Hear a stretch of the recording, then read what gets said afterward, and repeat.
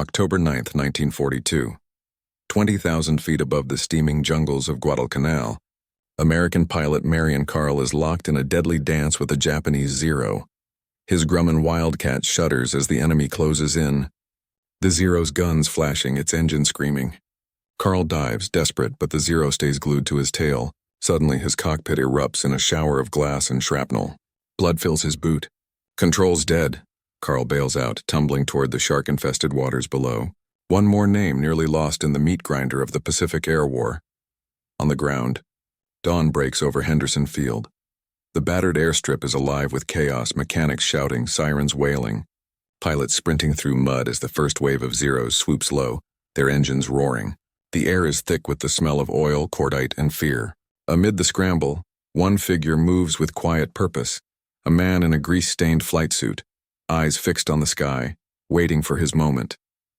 He's not a career soldier or a seasoned ace. He's a farmer carrying a secret born on the windswept plains of South Dakota. As bombs fall and the ground shakes, no one knows that today, a simple trick, learned far from any battlefield, will turn the tide. Before the sun sets, the legend of the farmer who outwitted the Zero will begin. Word spread quickly across Henderson Field and through the ranks of the Japanese pilots. Something strange was happening in the skies above Guadalcanal. Zeros that once ruled the air were falling in flames, their aces outmaneuvered by an enemy who seemed to appear from nowhere and vanish just as quickly. American ground crews whispered about a ghost pilot, a man who could slip through a dogfight untouched and strike with uncanny precision. Some said he could see through clouds. Others claimed he could predict the enemy's every move. Even the Japanese began to take notice, their radio chatter laced with frustration and disbelief as yet another Zero failed to return. Each day, the legend grew. Pilots who survived encounters described impossible shots, wildcat maneuvers that defied logic, and a presence in the sky that felt more like fate than flesh.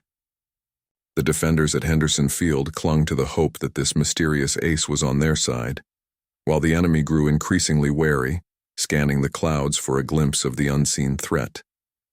Yet, for all the rumors and speculation, no one could say for certain who this pilot was or how he managed to turn the tide. The only thing everyone agreed on was that the rules of the air war had changed, and the secret behind this transformation was still hidden, waiting to be revealed. To understand the shockwaves rippling through both camps, you have to step back to the early days of the Pacific War.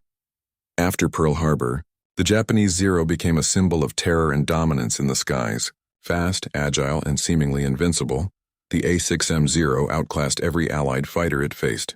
Its pilots were veterans, many with years of combat experience over China and Southeast Asia. The Zero could outturn, outclimb, and outfight the heavier, slower American planes. In the first months of the war, Allied pilots learned to dread the sight of its slender wings and rising sun insignia. Guadalcanal, a remote jungle island, became the crucible where this air war reached its most desperate pitch. The Americans clung to a battered airstrip, Henderson Field, fighting not just the Japanese but disease, exhaustion, and the relentless jungle. Supplies were scarce, reinforcements uncertain, and every day brought new attacks from the air. The Cactus Air Force, as the ragtag group of American pilots called themselves, was outnumbered and outgunned. Their Wildcats were rugged but outdated, their tactics borrowed from manuals that hadn't kept pace with the brutal reality of dogfights against the Zero. The Japanese, confident in their superiority, launched wave after wave of attacks, determined to drive the Americans into the sea. For every American plane shot down, it seemed two more Zeros took their place. The odds were overwhelming, the losses mounting. Yet in the midst of this chaos, a new rumor began to circulate, a whisper of hope for the Allies and a growing fear for the Japanese. Someone was fighting back, someone who refused to play by the old rules. In a battle that looked hopeless, the stage was set for an underdog to rise, and for the legend of the farmer's trick to take flight. Long before he became a legend in the skies, Joe Foss was simply a farm boy from the windswept plains of South Dakota. Born into a family that weathered the Great Depression, Joe's childhood was shaped by hard work, resourcefulness, and a deep connection to the land.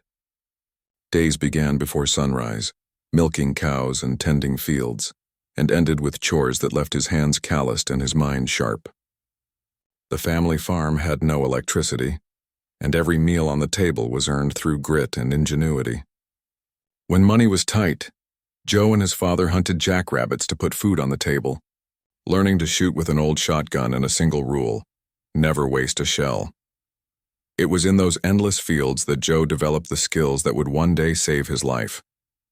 He learned to read the wind, to anticipate the darting path of a rabbit, and to lead his target with instinctive precision.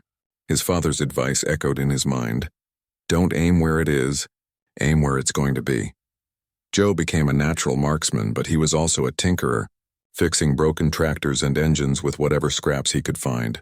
That mechanical sense would later help him coax battered fighter planes back into the air when others would have given up. Joe's dream of flying began as a boy, watching barnstormers loop and dive above the prairie. He scraped together money for flying lessons, earning his pilot's license before he could even afford a car. When war came, he was told he was too old for combat, but Joe refused to accept defeat.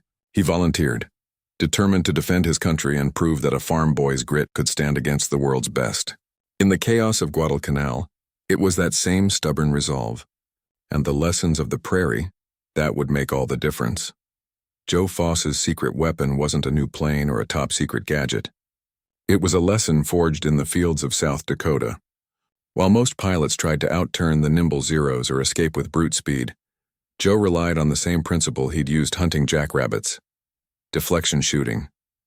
Instead of aiming directly at his target, he aimed where the Zero would be, calculating the lead, speed, and angle in a split second. This was second nature to him, a skill honed by years of tracking fast-moving prey across open land. While other pilots fired wildly in the chaos of a dogfight, Joe's shots were deliberate, almost surgical. He waited for the perfect moment, squeezed the trigger, and watched as his rounds met the enemy in mid-air. But Joe's trick didn't stop there. He studied the Zeros, learning their habits and weaknesses. He noticed that Japanese pilots often relied on their plane's agility, baiting Americans into tight turns where the Wildcat was sluggish and slow to respond. Joe refused to play their game. Instead, he used vertical maneuvers, climbing and diving to bleed off the Zero's energy, then rolling out and forcing the enemy into predictable paths. He would feign retreat, then double back, catching his pursuers off guard. In the confusion, he'd line up his shot, using his farm-bred instincts to anticipate the split second when the Zero would cross his sights. This combination of deflection shooting and tactical cunning turned the tables in the air. Japanese pilots, once so confident, began to hesitate, unsure how to counter this new threat.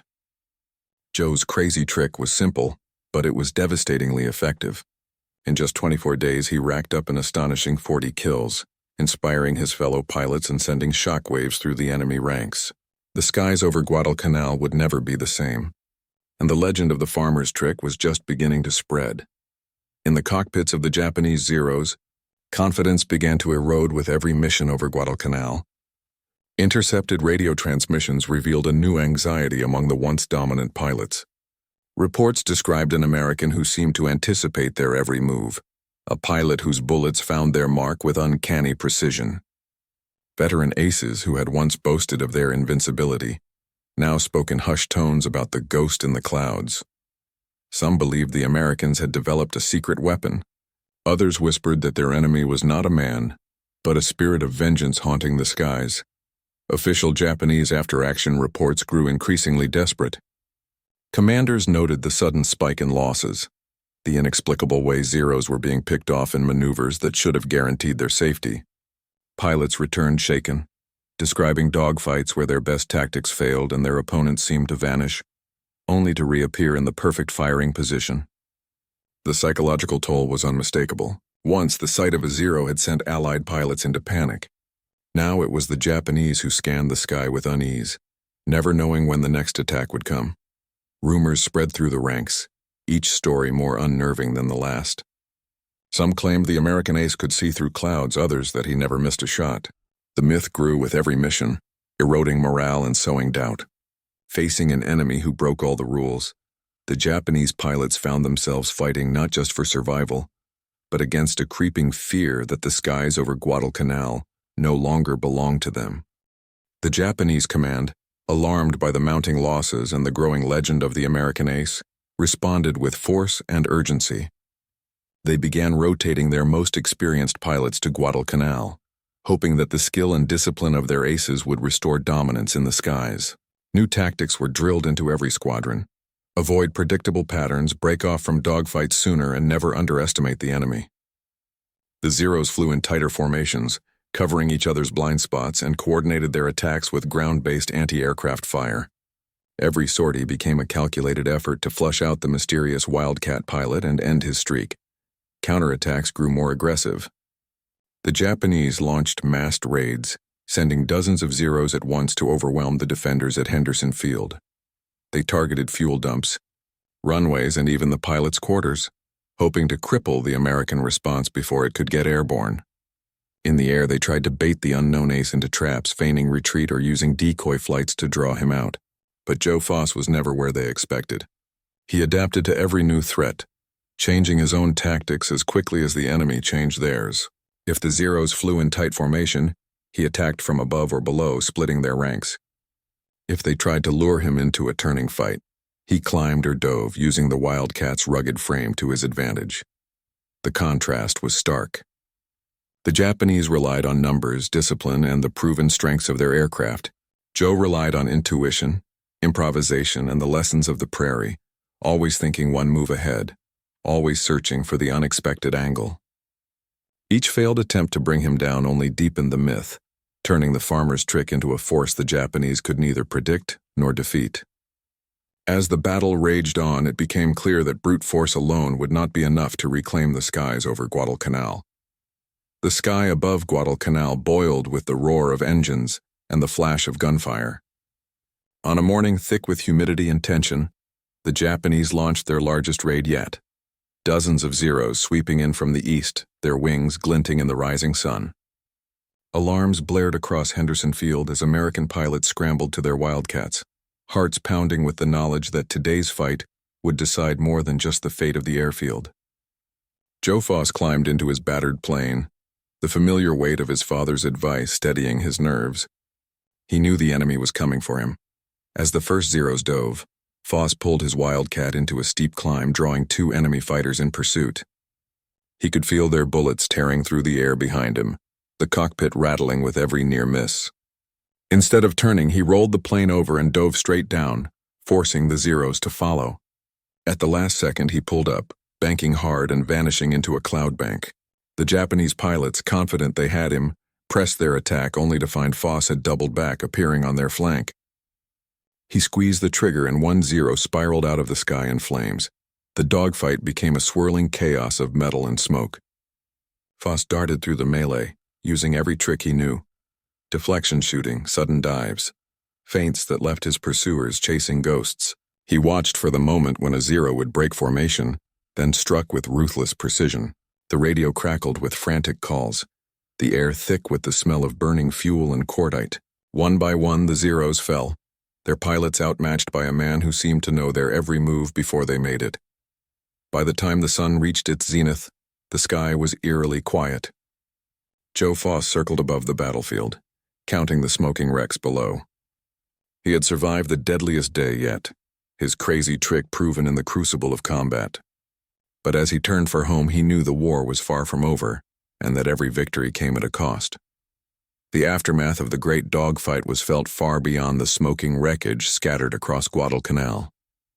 News of Joe Foss's astonishing victories spread quickly through the ranks, electrifying the weary defenders of Henderson Field. For the first time, pilots and ground crews alike felt a surge of hope. The myth of the invincible Zero had been shattered, replaced by the legend of the farm boy who could outthink and outshoot Japan's best. Foss's success became a rallying point, inspiring his fellow pilots to believe that skill and courage could overcome even the most daunting odds. Allied commanders took notice, studying Foss's tactics and encouraging other squadrons to adopt his methods. The psychological shift was immediate, where once the Americans had flown with caution, now they attacked with newfound confidence, eager to prove themselves in the shadow of the ace. The Japanese, meanwhile, grew increasingly cautious, their aggressive raids tempered by the fear of encountering the ghost in the clouds. The balance of power in the skies began to tilt, and the relentless pressure on Henderson Field eased just enough for the Allies to regroup and strengthen their hold on the island.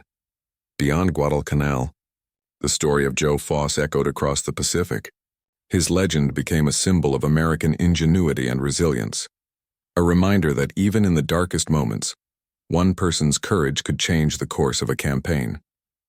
The farmer's trick was no longer just a secret weapon, it was a beacon of hope, lighting the way for victory in a war that was far from decided.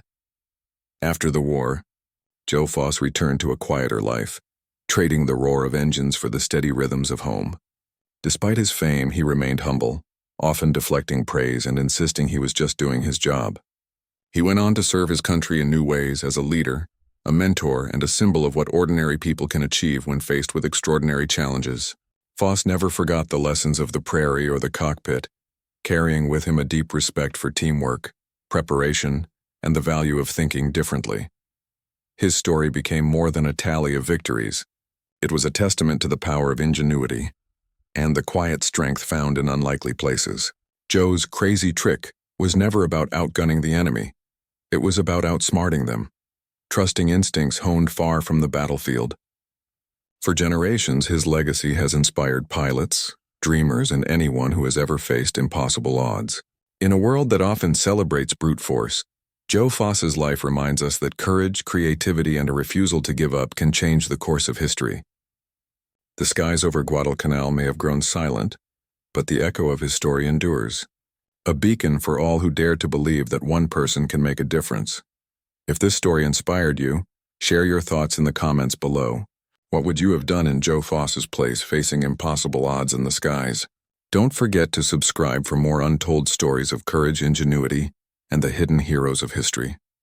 Join our global community of history lovers, where your voice helps keep these remarkable tales alive. There are countless legends still waiting to be discovered. Make sure you're here for the next one.